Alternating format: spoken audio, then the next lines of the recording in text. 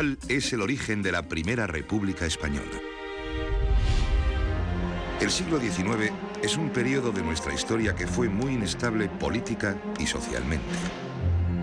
Durante cerca de 100 años se sucedieron, uno tras otro, gobiernos de todo tipo, pronunciamientos militares, revoluciones populares, abdicaciones de reyes, cambios de dinastías. Una turbulenta época que tuvo como colofón la proclamación de la Primera República de España en 1873. ¡Viva la República! El primer intento republicano en la historia de España fue una experiencia corta, violenta y marcada por profundos desacuerdos entre los distintos partidos políticos. La Primera República fue gobernada por 4 presidentes diferentes en tan solo 11 meses. Se dice que uno de ellos, Estanislao Figueras, harto de tantas discusiones, llegó a gritar: «Señores, voy a serles sincero. Estoy hasta los cojones de todos nosotros». Tan cansado estaba este presidente de la República que días más tarde dejó su carta de dimisión en la mesa de su despacho y, sin decir una palabra a nadie, tomó el primer tren que salió de la estación madrileña de Atocha. No se bajó hasta llegar a París. La Primera República tuvo además que soportar en tan solo 11 meses 3 guerras civiles simultáneas: la Guerra Carlista, la Guerra de Cuba y la Guerra de los Cantones. ¡Adelante por la República! Esta última guerra, la de los Cantones, tuvo una especial incidencia en Andalucía. La guerra o revolución de los cantones surge cuando la Primera República intenta convertirse en República Federal, es decir, que cada región de España fuera un estado autónomo e independiente asociado al gobierno central. Pero sorprendentemente, en lugar de independizarse las regiones, lo hicieron las ciudades y los pueblos. Así, en Andalucía se independizaron como cantones, es decir, como una especie de ciudades-estado: Sevilla, Cádiz, Granada, Jaén, Algeciras, Tarifa, San Fernando, Andújar, Sanlúcar de Barrameda, Bailén o Écija. Para colmo, hubo municipios que a su vez se independizaron de esos cantones, como fue el caso de Utrera, que se independizó del cantón de Sevilla, o el caso de Jerez, que se independizó del cantón de Cádiz. Incluso llegaron a producirse guerras entre cantones, como sucedió al bombardear el cantón de Cartagena la ciudad de Almería, o cuando Loja y Baza se unieron para luchar contra el cantón de Granada. Esta revolución cantonal fue entendida por el gobierno central como una auténtica guerra civil, por lo que se vio obligado a enviar al ejército, que acabó en poco tiempo con estos cantones independientes. Este cúmulo de circunstancias negativas pudo más que la buena voluntad de algunos políticos republicanos. España llegó a tal grado de anarquía e inestabilidad que el 29 de diciembre de 1874, el pronunciamiento militar del general Martínez Campos acabó con la corta vida de la Primera República Española. Alfonso XII proclamado rey en Sagunto por el general Martínez Campos. ¿Quiere uno, señor? El golpe de Estado de Martínez Campos derriba la República y marca el fin de la vida de la Revolución de 1868. A mediados de enero de 1875, Alfonso XII hace su entrada oficial en Madrid. Apenas han transcurrido 2 semanas desde que triunfara en Sagunto, favorecido por la pasividad del ejército, el pronunciamiento del general Martínez Campos proclamándole rey. La acción de Martínez Campos contó con la desaprobación del líder de la causa alfonsina, Antonio Cánovas, contrario a que el rey fuera repuesto en el trono gracias a un golpe de Estado. Los españoles que le reciben esperan que el nuevo rey acabe con las 2 guerras que siguen abiertas y termine con la inestabilidad política que España lleva padeciendo desde la Revolución de 1868.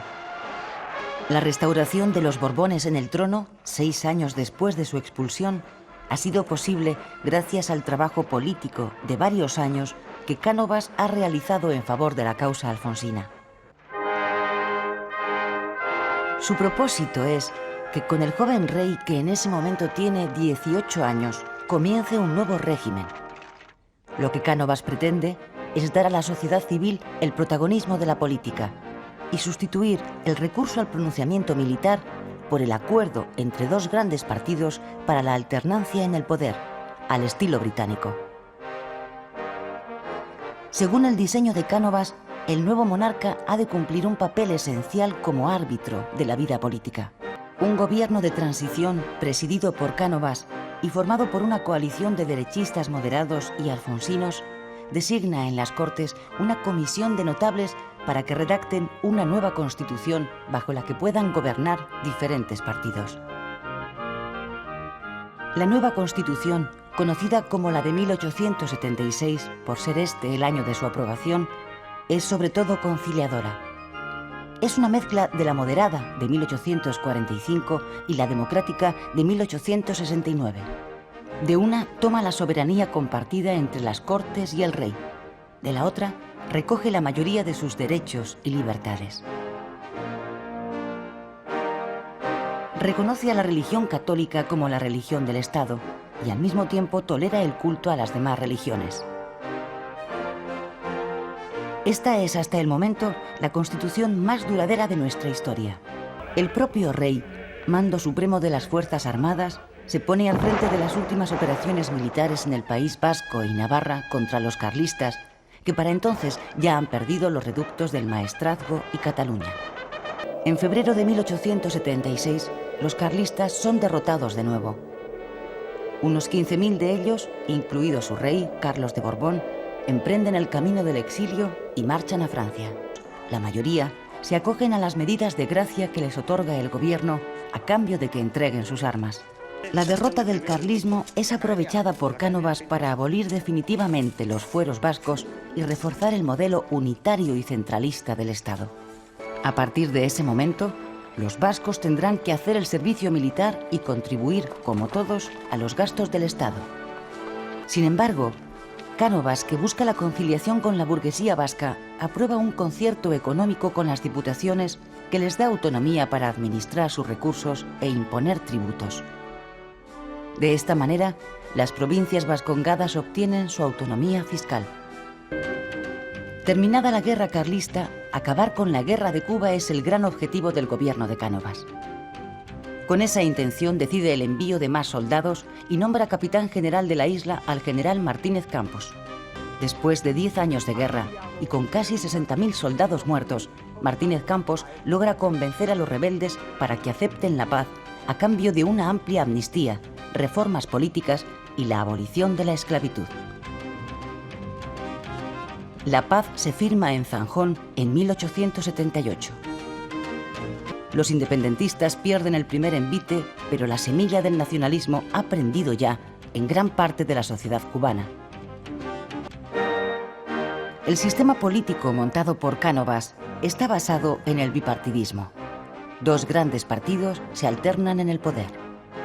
Uno de centro-derecha, el Partido Conservador, liderado por Cánovas, que ha dejado el espacio de la derecha a los moderados, y otro de centro-izquierda, el Partido Liberal, dirigido por Sagasta, donde están gran parte de los progresistas de la Revolución y algunos republicanos como Castelar. El rey, según la Constitución, es el encargado de administrar el poder entre los partidos. Él es quien propone al partido de turno para formar gobierno. Si el partido llamado no tiene una mayoría suficiente en las Cortes, procede a disolverlas y a convocar elecciones con la seguridad de que obtendrá entonces una mayoría holgada. Nunca en todo el siglo XIX, desde que comenzó el sistema de elecciones, las perdió el partido que las convocaba. Son los gobiernos quienes hacen las elecciones y no las elecciones al gobierno. El ministro de la Gobernación, llamado popularmente el elector, es el encargado de cocinarlas a través de la red de gobernadores civiles del Estado. Pero basta ya, ¿vamos a ganar las elecciones, sí o no? Fuera miedo. Se gana. El último eslabón y el más decisivo de la presión que el gobierno ejerce sobre los electores son los caciques. Personas de gran influencia en su demarcación son los encargados de transmitir a una población mayoritariamente analfabeta, el 70% no sabe leer ni escribir, los deseos del gobierno de turno. La regla de oro aplicada por los caciques con su clientela electoral es: para los enemigos la ley, para los amigos el favor. Este cacique de Barbacana que anda amenazando al personal con partidas y matones para ganar las elecciones. Pero está listo porque aquí la gente no se deja amedrentar. El caciquismo se hace fuerte en la España rural, donde los pequeños propietarios dependen de los caciques para su relación con el Estado, y en las pequeñas ciudades, donde las clases medias viven gracias al trabajo en la administración. Así. Este más tuerzo que no quita el ojo a la caja. Nada, voy a ver si me lo quito de encima.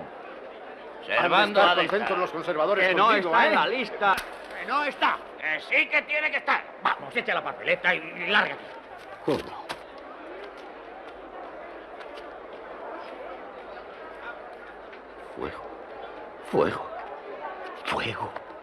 El libro es mío. Deja Me lo fuego. llevo. Me lo llevo. Serenidad, señores. Serenidad.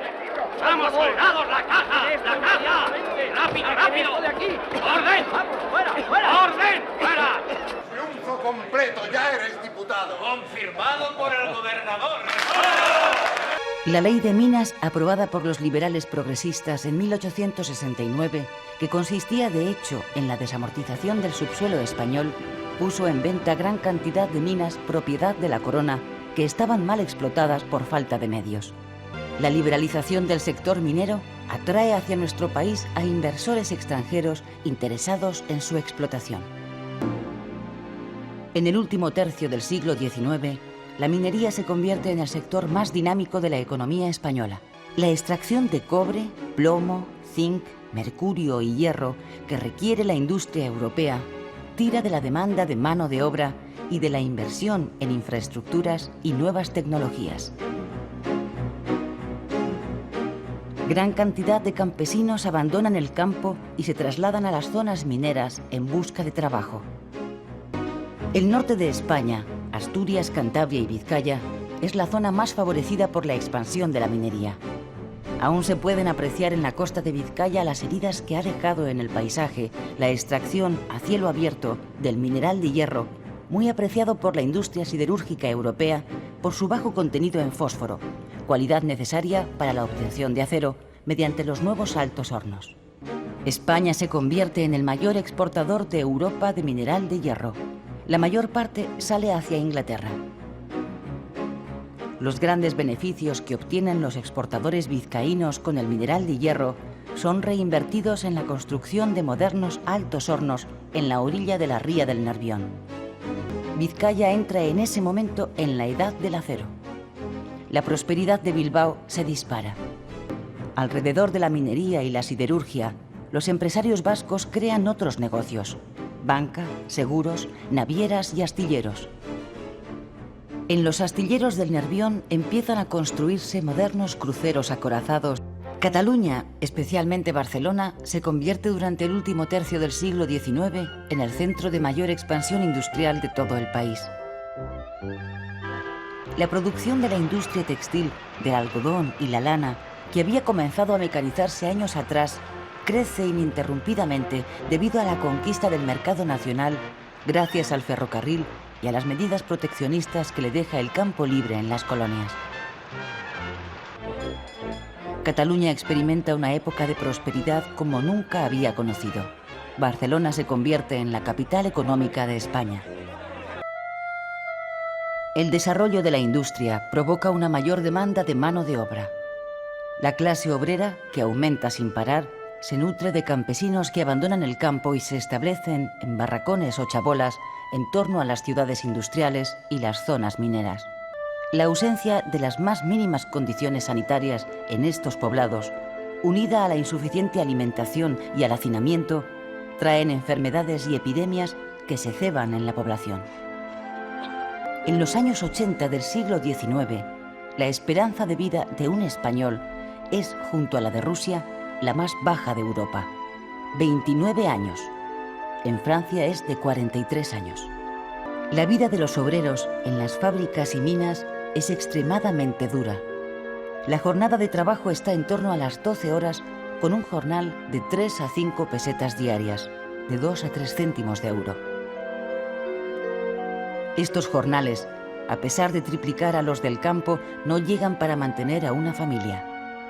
Por eso todos sus miembros, incluidos los niños, tienen que trabajar para pagar, entre otras cosas, el alto alquiler del cuartucho o del barracón, donde los padres viven hacinados con los 5 hijos que tienen de promedio.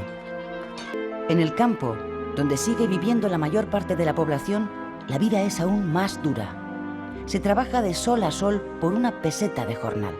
La miseria, el atraso, la escasa alimentación y la ausencia de futuro hace que los campesinos más jóvenes emigren hacia la ciudad o hacia América. Durante las 2 últimas décadas del 19, salen de España, principalmente hacia Cuba, huyendo del hambre, 1 millón de españoles de una población total de 17 millones.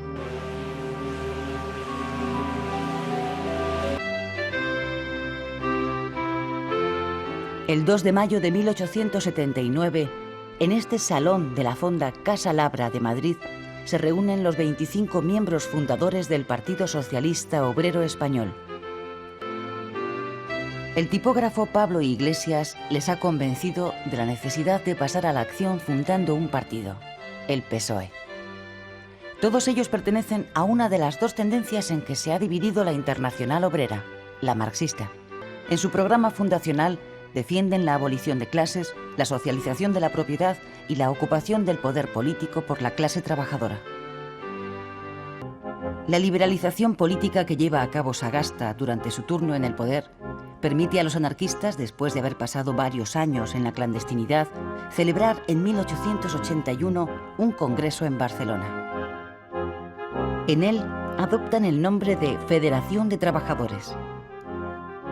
Dentro del movimiento anarquista existen entonces 2 tendencias: la colectivista, partidaria de la acción sindical a través de una organización legal, y la revolucionaria, partidaria del sabotaje y de la acción directa. Los anarquistas cuentan en 1882 con casi 60.000 afiliados. Cataluña, Zaragoza, Valencia y sobre todo las zonas rurales de Andalucía son los lugares donde mayor implantación tiene el anarquismo. Los jornaleros andaluces, ante su crítica situación y la ausencia de medidas sociales por parte de los gobiernos, se suman al anarquismo en busca de la única esperanza que les queda, la revolución libertaria. Los motines populares contra los propietarios de los cortijos empiezan a producirse. La Iglesia española sigue la nueva estrategia decidida por el Vaticano, que aconseja reconocer al Estado liberal a cambio de obtener más influencia social, y se muestra ahora dispuesta a colaborar con la monarquía liberal. A su vez, el Estado consigue por esa vía apaciguar la hostilidad de la mayoría de los católicos hacia el régimen liberal. El liberalismo ha dejado de ser pecado y la Iglesia, con la benevolencia de los gobiernos, tanto conservadores como liberales, se dispone a catolizar de nuevo a España, hasta lograr recuperar el poder social perdido tras la Revolución Liberal de los años 30. La Iglesia apuesta por la enseñanza religiosa como una de las vías para el adoctrinamiento católico de los españoles, que abren colegios dedicados a impartir enseñanza primaria y secundaria, sobre todo a los hijos de la burguesía. Un grupo de catedráticos expulsados de la Universidad de Madrid por defender la libertad de cátedra, encabezados por Francisco Ginés de los Ríos, funda la Institución Libre de Enseñanza. Su objetivo es impartir una enseñanza no dogmática, bajo el principio de libertad y el cultivo de la ciencia, encaminada a formar a la élite necesaria para la modernización de España. La enseñanza que imparte la Institución Libre es un foco de renovación pedagógica. Introduce la coeducación de chicos y chicas, rehúye el cultivo exclusivo de la memoria como forma de aprendizaje, potencia la personalidad de los alumnos, su espíritu crítico, su sensibilidad y el amor a la naturaleza. El país entero se conmueve en noviembre de 1885 con la prematura muerte de Alfonso XII, víctima de la tuberculosis. tiene 28 años. Deja 2 hijas pequeñas y un tercer hijo que aún no ha nacido. Su segunda mujer, María Cristina de Habsburgo, está embarazada de 3 meses. El sistema político puesto en marcha por Cánovas se va a poner a prueba con el vacío institucional que deja la muerte del rey. Cuando la viuda de Alfonso XII, María Cristina, jura ante las Cortes como reina regente de España, Cánovas y Sagasta, los líderes de los 2 grandes partidos, han sellado ya un pacto de defensa del régimen.